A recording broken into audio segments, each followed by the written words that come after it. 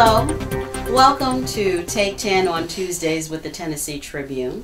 My name is Sandra Long-Weaver, and our guests today are here from Gallatin. We have Pastor Derek Jackson, and we have Mrs. Velma Brinkley, who is the church historian. So we're going to talk a little bit with them about the 150th anniversary of First Baptist Church in Gallatin.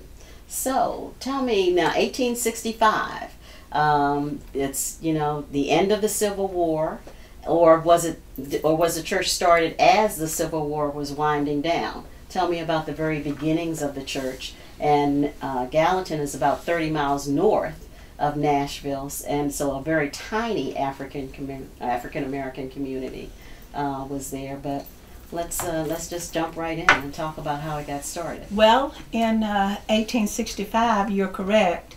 The African American community was very small. After Emancipation Proclamation, African Americans were freed.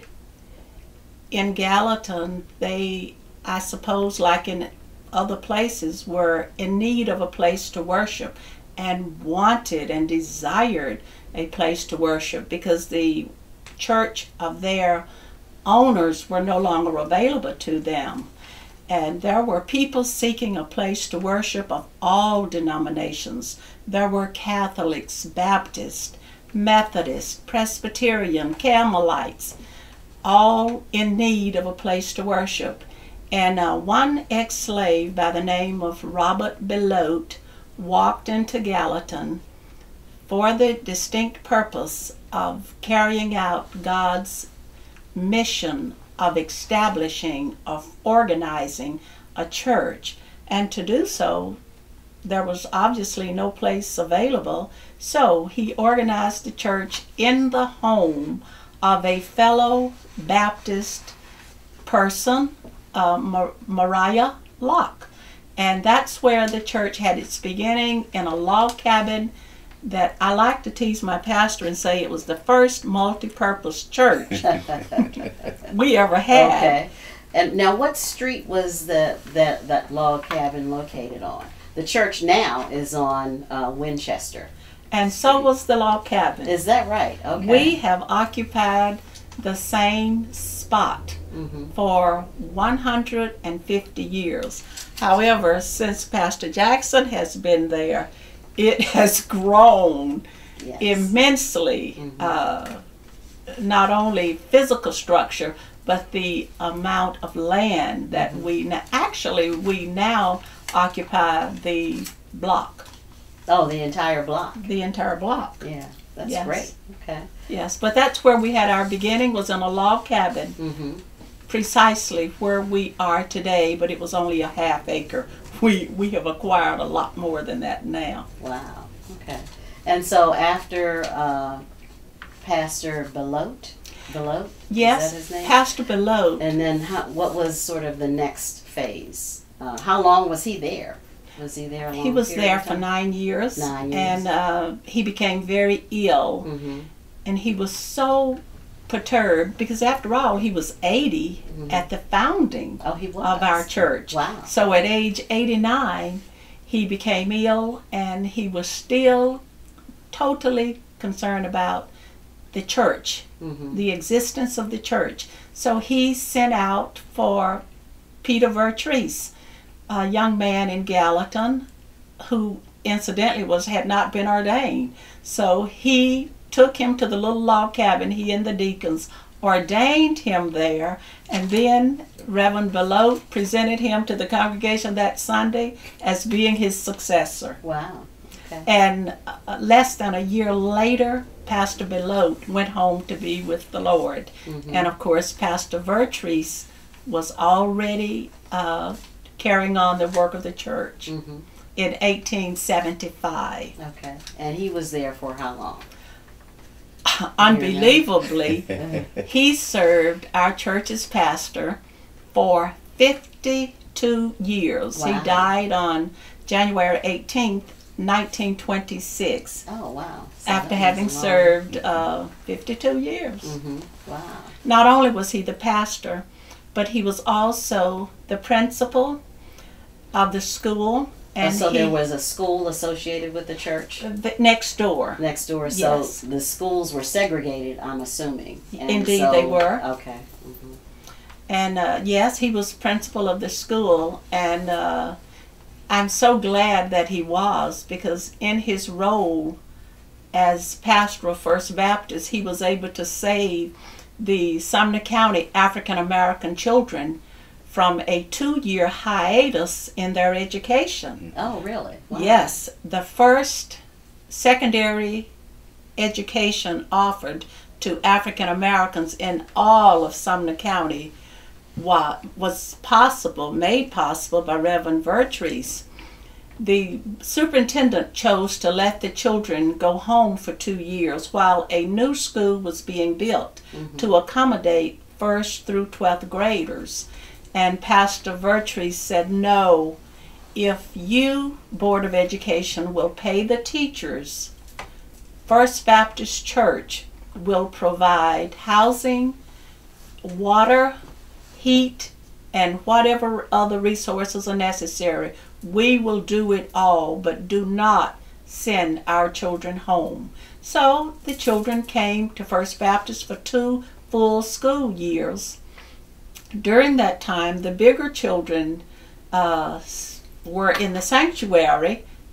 There were no classrooms, and the smaller children were in our basement. And I don't know if I should call it a basement or not. It more or less was a big hole in the ground, because we had no concrete floors or walls. So it was just very basic. A big hole in the ground. Okay. A big hole in the ground that we called a basement, and that's where the smaller children were educated. Consequently, in September of 1922, when Sumner County offered its first secondary education to African Americans, First Baptist Church had already produced 9th and 10th grade educated students. Oh, great. So they went into the first public school as juniors. The first graduating class came out in 1924, 2 years after the county had public education. Oh, that because First Baptist Church had provided the first 2 years. Oh, wonderful. Okay. So you're starting your celebration. You've already started. And now what events have you had so far this year, Pastor Jackson, and what is it leading up to? We kicked off this year at our New Year Eve celebration, just kind of celebrating where the church has come from, honoring those past pastors. First Baptist has been blessed by the Lord to have only had 6 pastors in its history thus far. And it sounds like everyone has had a long term there. I'm the 6th. You're the 6th. And how long have you been there at this year? I came in 2001. Oh, wow. And so October of this year will be my 14th year. Oh, great. Okay. Been a wonderful, growing, adjusting journey. The church was primarily an older congregation in the early years back in 2001, and so there had to be some adjustments on my part, being the youngest pastor in the church's history. And of course some of the older worshipers. Mother Brinkley, in one of her books, indicated how the church was taken aback a little by this young pastor. Youthfulness, yes. Excitement, right. Energetic, idealistic, really doing a lot of things. But it's been a good journey thus far between pastor and people. Special relationship to me. So we kicked this year off, of course, honoring God, and then just thanking God for those strong men that He gave the church prior to me ever being led to come to the church. And of course, subsequent to our kickoff, we had a grand Easter celebration as well. Of course, for Black History Month, we literally honored each one of those pastors as part of our worship service, and a song that each pastor loved or just kind of signified their life. Done a small write-up and education to the congregation on each pastor, and a song that signified who they were, so that the congregation would know that we didn't just get to where we are today. Right. Many people, pastors and people, down through the years served as a foundation for us to be where we are now. So this whole year has been planned out, trying to balance the younger worshipers with the young adults, with the baby boomers, with the what we call seasoned saints as well. So we've got different things planned. Seasoned saints. Yes, different things planned that are kind of help celebrate the church and connect all of the membership to the church. Right. Now I see there's a concert that's coming up. Got Ricky Dillard coming to town, charismatic, contemporary musician. We're excited about that in September. In September. Okay. Yes, Are tickets available yet? They are available now. Call First Baptist Church 615-452-8189. That's 615-452-8189. And we'll be glad to let you know what you need to get a ticket. Okay, all right. And then back to you, Mrs. Brinkley. I see you have a couple of books that you've written, and you're the first historian and the only historian that the church has had. So you're the person who really has all the details of what has gone on. Yes. Yes, I was delighted after Pastor Jackson appointed me church historian, and the first thing that we did was up from a log cabin, and indeed we are literally up from a log cabin. And last year, with the assistance of a committee, we did our 149th anniversary album, which is actually filled with pictures, but it is a church directory as well. It has really been useful, and the church members really find it quite handy. I know that I do. One of the other activities that we have coming up that I'm really excited about is the fourth Sunday in this month, we are going to have our scholarship this month is May. Day. That is correct, this being May. We honor our high school, college, and graduate school students. We provide a church gift to each graduating high school senior, and of course we recognize those graduating from college and graduate school. And that is coming up, and we're really looking forward to that. And at that service, we also award $7,000 to $8,000 from in-house scholarships. The scholarship ministry does to graduating or college students. Okay. So that's the next big thing on our agenda. Okay. And I wanted to ask about, there's a dedication of a marker at the end of the year in December that's coming up. Now, what is the purpose of this marker? Tell me a little bit about that. Well, in November of last year, we submitted to the state Tennessee Historical Commission a request that our church be considered for a marker.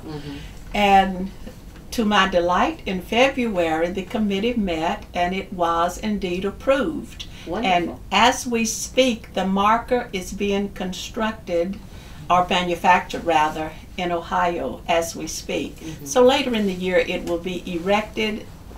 I shall cover it, and we plan to hold the unveiling and dedication in December.